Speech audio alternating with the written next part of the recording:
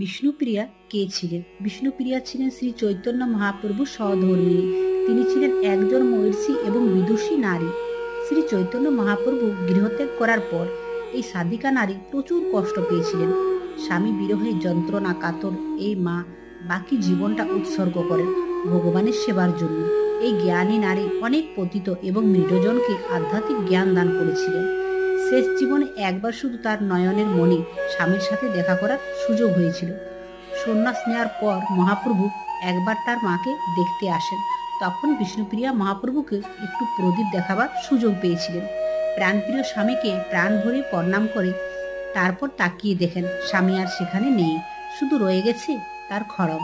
ইতিহাসে এই একমাত্র নারী যিনি পরবর্তী সমগ্র জীবনে শুধু স্বামীর খড়ম পুজো করেই কাটিয়ে দিয়েছিলেন।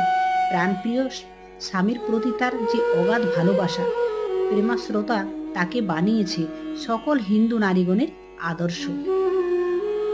মা বিষ্ণুপ্রিয়া।